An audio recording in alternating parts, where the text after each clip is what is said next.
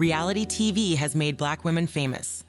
They've delivered the most quotable one-liners, carried entire franchises on their backs, and shaped pop culture in ways that networks never anticipated. And yet, despite being at the center of the drama, they've often been the least respected, the most misrepresented, and the most exploited by the very industry that profits from them. While reality television has created millionaires out of white women who built empires from their on-screen personas, many Black women have been boxed into stereotypes. Even those who played the game the best found themselves shut out of opportunities and left behind by an industry that once depended on them. This video will break down how Black women have been represented in reality TV across different eras, from the early 1990s, when reality television first emerged as a cultural force, to the 2000s and 2010s, when the genre became a pop culture machine, to the present day, where reality TV continues to exploit Black women in new and evolving ways. We'll examine how different genres of reality TV, from competitive reality shows to dating shows, from docu-soaps to modern hyper-aggressive reality television, have consistently failed Black women. We will also explore what happens to Black women after reality TV and why their white counterparts seem to transition into mainstream success while they are often left with fewer opportunities. You might know the latest news about your favorite reality star, but you definitely don't know who has access to your personal data. That's why you need Aura, the sponsor of today's video. Bank of America recently announced a data breach, and they didn't tell anyone for months. On average, companies take 277 days to report a breach. That means your personal data could be exposed right now, and you wouldn't even know it. Aura helps you stay ahead by alerting you fast if your personal info is found on the dark web. If someone tries to open a credit card or loan in your name, you'll know immediately. They also offer $5 million in identity theft insurance to cover losses and legal fees. Go to aura.com/thegroove or scan the QR code on screen to try Aura free for 2 weeks. In that time, you'll see exactly how much of your personal data is already out there. Go to aura.com/thegroove or scan the QR code to start your free trial today.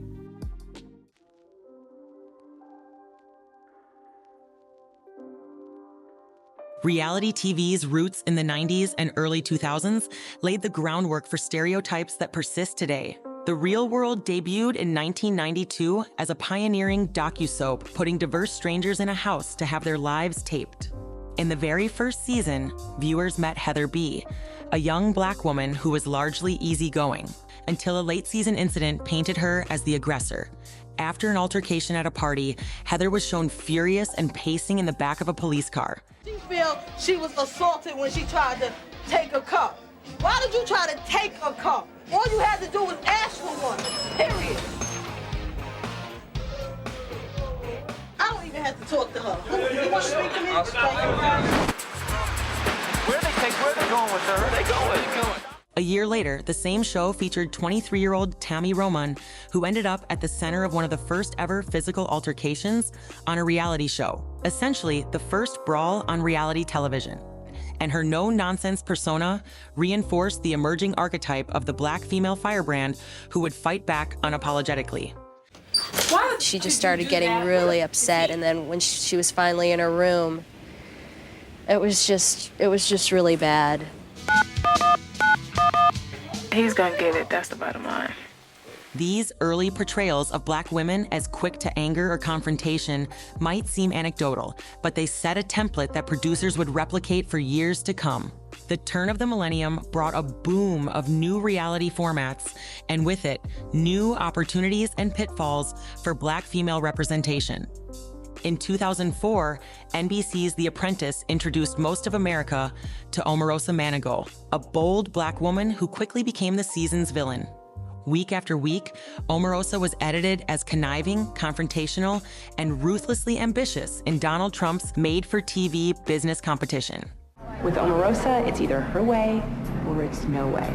I made suggestions that I thought would make our team much more successful, and it was like, let's shut Omarosa up, but let's open the discussion for all of the women. She was, as People magazine noted, recognized as one of reality television's first villains. Life's too short to be a bitch. Do you think that you're going to be successful in the business world if you make enemies with everybody that comes in front of you? Guess what? I went from the projects to the White House. How successful was that? You don't sit with the President of the United States by not being successful. I've been successful again and again and again, and it works. Omarosa herself later pointed out the double standard at play.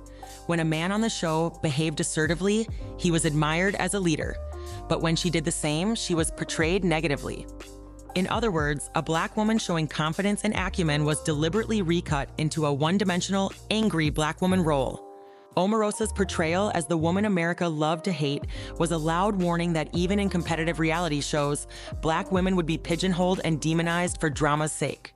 Around the same time, another hugely influential show was setting dangerous trends in reality TV.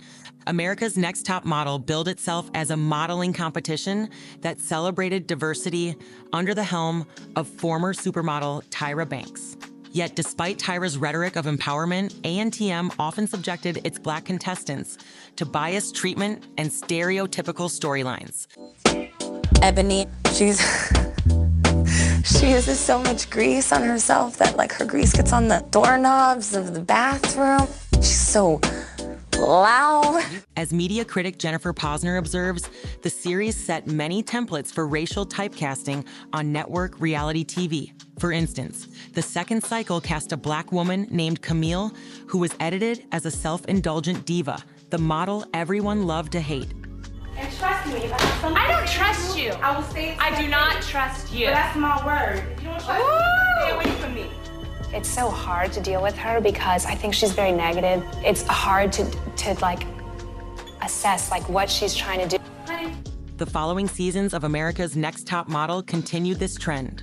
Producers routinely pigeonholed Black women as the confrontational bitch of the cast with an attitude problem. This led to the emergence of a specific stereotype that cultural critics have dubbed the ghetto Black Barbie. I have accepted the fact that I'm a bitch. I've been called everything in the book. I've accepted that. I know who I am. You maybe don't, maybe you haven't. Yes, I am. I'm everything. I've been called a bitch. No, you cannot call me bitch because that is not my name. That is not my government name. So you would not call me bitch to my face. My head is big dog for real. You look like a brat star. Mama, look at you. Your mouth ain't gonna get you in the mouth. My mouth can get me anywhere. My mouth can get me anywhere. My mouth can get me anywhere. Please stand on your toes. Please stand on your toes. I'm a grown-ass woman. She's 18. I'm 18. Ain't you got nothing to do with nothing. I definitely don't need makeup to look good. Because I look like this every day. Check your thighs out in the mirror. In one striking example, Cycle 4 contestant Tiffany Richardson, a young Black single mother from a tough background, was brought onto the show and openly provoked to fulfill a stereotype. According to The Nation, producers wanted another Black bitch on the cast, especially of the ratings-generating ghetto variety. So Tiffany was brought back after an initial rejection, assuming her temper would spark drama. Sure enough, cameras captured an explosive bar fight where Tiffany shouted, "Bitch, pour beer on my weed." A moment that was replayed for shock value and even became a pop culture catchphrase. But when Tiffany, after struggling through the competition, reacted to her eventual elimination with calm resignation instead of tears, Tyra seized the opportunity to stage a now infamous rant. I was rooting for you. We were all rooting for you. How dare you? Learn something from this. This disturbing pattern, casting Black women to play pre-assigned roles and orchestrating situations to get the desired outburst, revealed how early reality contests exploited Black women under the pretense of giving them a chance. In the end, shows like ANTM were often perpetuating the same racism and misrepresentation they claimed to challenge by packaging Black women as angry, unprofessional, or difficult for the sake of sensational TV. Meanwhile, on VH1, a different kind of reality show was booming, one that would firmly cement the image of the hypersexual, combative Black woman in pop culture. Flavor of Love hit the airwaves in 2006 as a dating competition featuring rapper Flavor Flav. The setup itself leaned into stereotypes. It was a raunchier, chaotic inversion of The Bachelor, swapping the latter's polished fairy tale romance aesthetic for what looked like a giant hip-hop party. For the price of one man, as one writer put it, VH1 got to showcase several Black stereotypes at once. The breakout star of Flavor of Love was a Black woman named Tiffany Pollard, better known by her nickname New York. Her unforgettable persona on the show practically wrote the blueprint for reality TV's stereotype of the Black woman as the volatile vixen. pumpkin in hoops. They're both sluts trying to sleep with my man. VH1 brought her back for Flavor of Love's second season and eventually gave her a spin-off because audiences were enthralled by her antics. But as entertaining as she was, Tiffany New York Pollard's portrayal was also deeply troubling. Her televised behavior, ranting 1 minute, then seducing Flav the next, reinforced every problematic trope about Black women's supposed anger, promiscuity, and emotional volatility. Despite all her efforts, and even sleeping with Flavor Flav on camera, she was twice rejected by him in favor of women who appeared more submissive. New York's popularity proved that a caricature of a Black woman could become a reality TV icon. It also signaled to producers that amping up those stereotypes was a winning formula. But if one show epitomized the worst stereotypes about Black women in reality TV, it was Oxygen's infamous Bad Girls Club. When Darlene walks through the door, she's better have an explanation as to why she's calling me a fat bitch. And if I don't like her explanation, I'll kill Darlene. Debuting in 2006, BGC brought together young women in a house and essentially paid them to misbehave and brawl. The series glorified physical aggression as entertainment. Week after week, the show delivered hair-pulling, drink-throwing chaos. It normalized violence between women as just another party game. For Black women, however, the stakes of this spectacle were especially damaging. The show's casting decisions often leaned into the trope of the angry Black woman who was ready to throw down at the slightest provocation. While casts were usually diverse, a disproportionate number of Bad Girls Club contestants over the years have been Black women, and they've been frequently edited or encouraged to be the most combative personalities in the house. Even when white or non-Black cast members behaved badly on BGC, it was the Black cast members' outbursts that became cultural touchstones. Black women on the show also often faced harsher consequences for their aggression.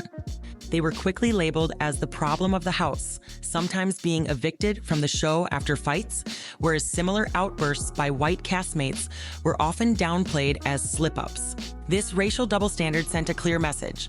Black women's anger was seen as more threatening, but also more entertaining. By the late 2000s and into the 2010s, reality TV had evolved into a sprawling landscape of docu-soap series. Black women were front and center in a number of hit franchises during this era, which on the surface seemed like progress. The Real Housewives of Atlanta debuted in 2008 and became the highest-rated installment of the Housewives franchise. Soon after, VH1 found massive success with Basketball Wives in Love and Hip Hop, which both heavily feature Black and Afro-Latina women navigating relationships, business, and personal drama. These shows gave Black women more screen time than ever, but often at a steep price. The formula of many mid-2000s docu-soaps hinged on exaggerated, no-holds-barred conflict, and the burden of delivering that drama often fell on the shoulders of Black female cast members. Producers knew that heated arguments, fights, and viral one-liners meant big ratings, and they frequently manufactured or magnified conflicts to keep audiences hooked. As a result, the portrayals of Black women in these shows often doubled down on the most damaging stereotypes, depicting them as perpetually angry, combative, gossip-prone, or even physically violent. The Real Housewives of Atlanta is a prime example. While it showcased successful Black women, it also became notorious for its epic showdowns and shade-throwing confessionals. In one infamous 2014 incident, longtime rivals Kenya Moore and Portia Williams erupted into a physical altercation during the reunion special.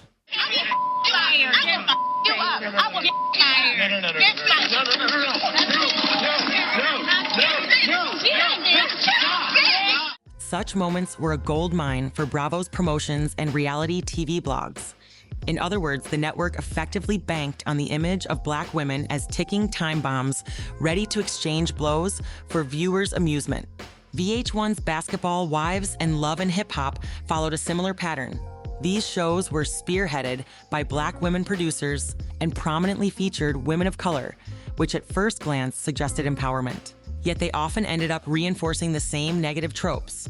Basketball Wives frequently drew criticism for its depictions of Black women as catty gold diggers and hotheads who can't get along. Scenes of cast members throwing drinks in each other's faces, or even throwing punches, became increasingly common. By the early 2010s, there were petitions and boycotts by some viewers who were tired of what they saw as one-dimensional, degrading imagery on these shows. This is not to say that every interaction on these shows is negative, but the overall narrative heavily skews toward turmoil. As media critics have pointed out, reality TV in this era mined the image of the angry Black woman for entertainment season after season because it was seen as both familiar and titillating to audiences. Viewers, including those who might rarely interact with Black women in real life, were fed a steady diet of scenes showing Black women screaming at friends, flipping tables, or battling romantic rivals. In the late 2010s, this pattern was taken to new heights with the rise of the Zeus Network, a streaming platform explicitly catering to fans of raw, sensational reality content, much of it starring Black women. Zeus, launched in 2018 by Lemuel Plummer, a Black entrepreneur, quickly cornered a market that traditional cable had only flirted with: hyper-exploitative reality shows that make love and hip-hop look tame. With titles like The Real Black China, Tokyo Tony's Finding Love, starring Blac Chyna's outspoken mother, Tokyo Tony, and the Baddies series, a reincarnation of the Bad Girls Club ethos, Zeus revels in content that is unabashedly chaotic.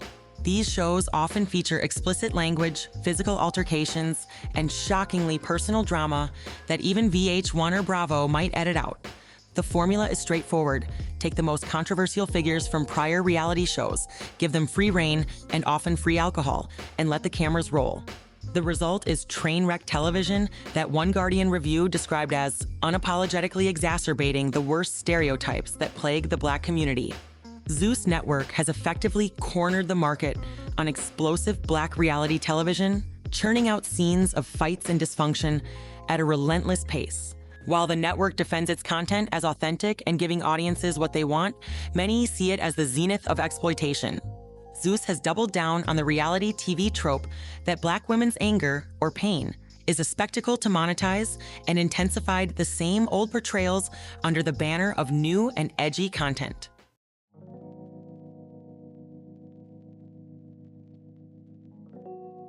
One of the clearest failures of reality TV is how unevenly it distributes long-term benefits and opportunities. White reality stars have often parlayed their TV exposure into lucrative business empires and mainstream fame, while Black women on reality TV rarely enjoy the same level of crossover success. The Kardashian family is a prime example.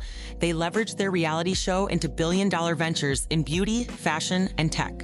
Likewise, some white Real Housewives have managed to turn their on-screen persona into booming enterprises. Bethany Frankel famously used Real Housewives of New York City to launch her Skinny Girl cocktail brand, which she sold for an astonishing $100 million in 2011. By contrast, Black women from similar franchises have struggled to attain comparable financial rewards or industry respect. Nene Leakes of The Real Housewives of Atlanta was arguably more famous in pop culture than Bethany Frankel.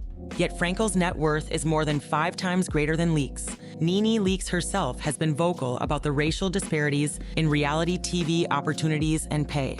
She noted that as the only Black original cast member of Real Housewives of Atlanta, she was gradually phased out of the show, given fewer episodes each season, even as white original housewives on other franchises continued to appear in every episode.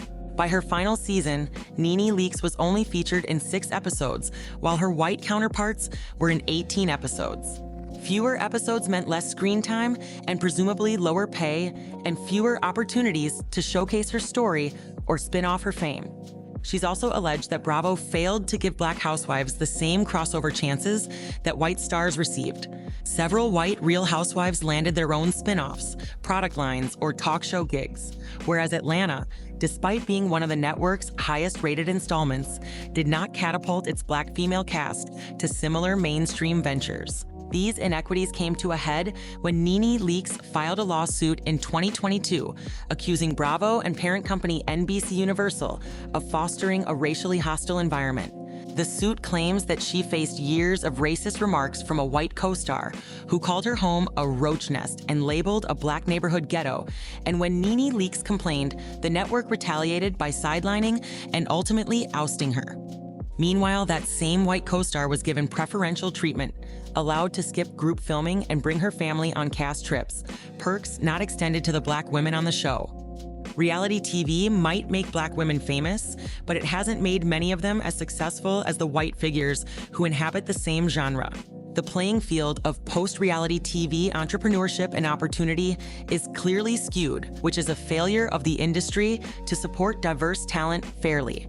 Black women on reality TV walk a razor's edge.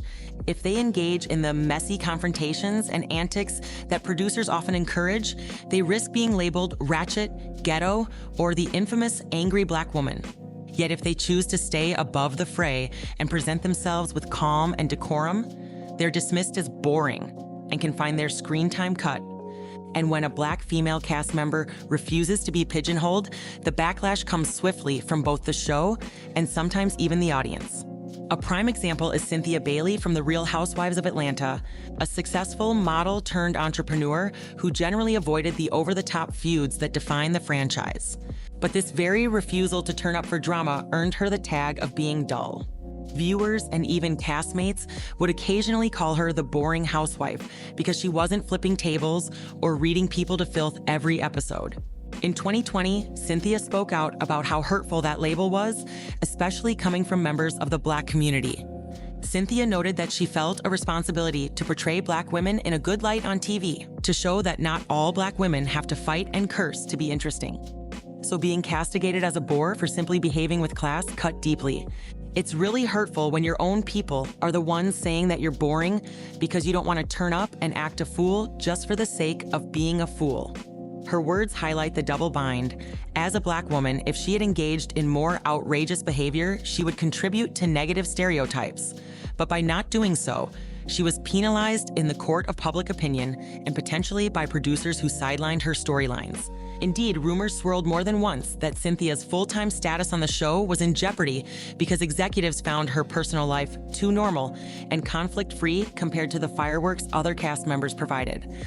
On the flip side, Black women who do bring drama often find that they are valued only as caricatures, not as whole people. The same fans calling Cynthia boring might eagerly devour the latest shouting match between two other Black female cast members, then turn around and deride those women as trashy for the very behavior they were tacitly encouraged to perform.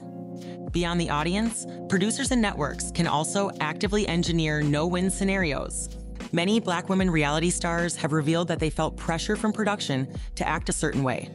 If a Black woman doesn't naturally fit the drama-heavy mold, she might find herself pushed or manipulated into conflict. Nene Leakes recounted how during one Real Housewives season, executives kept urging her to start a fight with Kandi to amp up the fireworks, even though Nene felt it was inappropriate, especially as this coincided with the height of the Black Lives Matter movement, and would have probably felt tone deaf.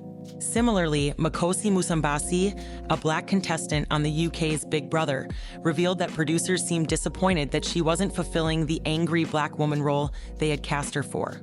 I went in there as myself, and they were unhappy with it because I wasn't the aggressive Black woman they wanted me to be, she said of her experience on the show. She even confronted the showrunners and pointed out that it was a pattern for the show to include one Black female each season who always seems to be the aggressive and loud one, a stereotype she did not want to embody.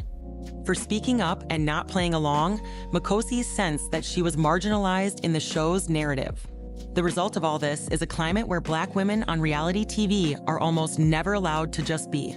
If they express too much emotion, there's a risk they'll be mocked as sassy or ratchet. If they remain composed, they're deemed emotionless or labeled with that damning word, boring. The pressure to perform, but not too much, is immense, and it's largely unique to Black women. White reality stars are certainly judged and edited as heroes or villains too, but their behavior isn't seen as representative of their entire race or gender in the same way.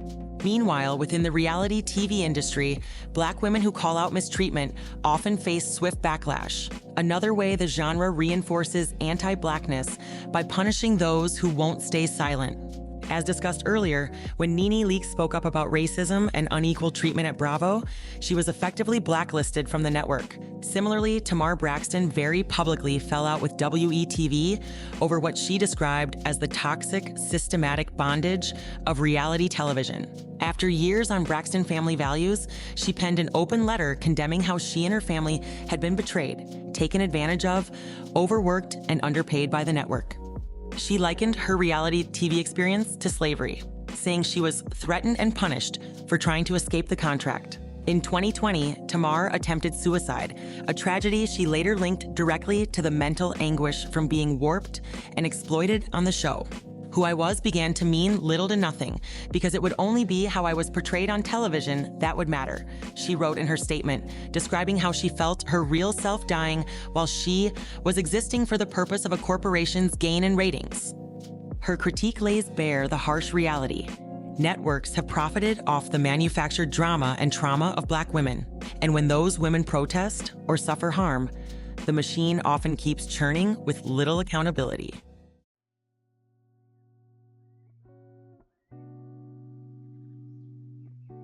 If dating reality shows are a microcosm of the dating world, then they have repeatedly demonstrated a harsh truth. On franchises like The Bachelor, Netflix's Love is Blind and Perfect Match, and the international phenomenon Love Island, a troubling pattern emerges. Black female contestants, especially those with darker skin tones, are routinely sidelined, tokenized, or eliminated early. The phrase last picked has practically become synonymous with the Black woman on Love Island or The Bachelor. As an Essence analysis put it, viewers have had to endure countless insufferable and soul-crushing moments, watching Black women picked last or not at all, belittled, dumped, used, and of course, friend-zoned on these dating series. On The Bachelor, which only cast its first Black female lead in 2017 after over a decade of airtime, Black women contestants have often been eliminated early, sometimes with barely a conversation or a single one-on-one date on screen. Even when producers in recent years started casting more women of color to signal diversity, Black women still report feeling like props. Lauren Speed Hamilton, a Black woman who famously married her match on Love is Blind Season 1, later called out her show for using Black women in promotional trailers only to cut their actual stories from the episodes. This bait and switch reflects how producers see Black women as useful for optics, but not as central figures worthy of love stories. In the latest season of The Bachelor, even with the franchise's first Black male lead, Matt James, by episode 5, he had sent home the majority of his Black women contestants, many of whom had been virtually invisible on screen up to that point. Clearly, casting more Black women means little if the narrative still treats them as afterthoughts. Consider Love Island, a show notorious for its treatment of Black female islanders. On the UK edition, this became painfully evident with contestants like Yewande Biela, a dark-skinned Irish-Nigerian scientist who entered the villa only to be repeatedly overlooked by male contestants who gravitated to her white or lighter-skinned counterparts. Producers even portrayed Yewande as cold or overly choosy for not coupling up quickly, a narrative that ignored the colorism at play.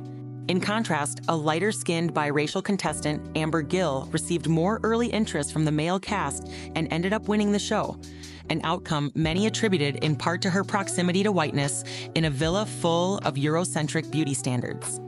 Netflix's crossover dating show Perfect Match in 2023 offered another case study in how Black women struggle on these platforms.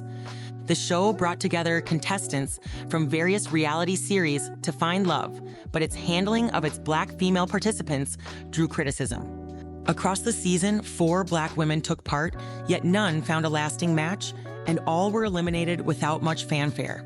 More telling was how the show framed these women. They were often described by male contestants as strong, hardworking, or boss, ostensibly positive terms, but ones that became backhanded compliments when used to justify not pursuing them romantically. One scene showed a man calling Colony an amazing, gorgeous, strong Black woman right before effectively rejecting her for a white woman he found more his type. Amazing woman, right? Gorgeous, strong Black woman, like, works for herself. Gassing her up? Gassing up, you know what I'm saying? Gassing up a little bit. As a Marie Claire analysis noted, such descriptors, strong, queen, etc., were repeatedly applied to the Black women, moments before male partners made it clear they weren't interested in them as love interests. Reality shows have made Black women famous, But at what cost?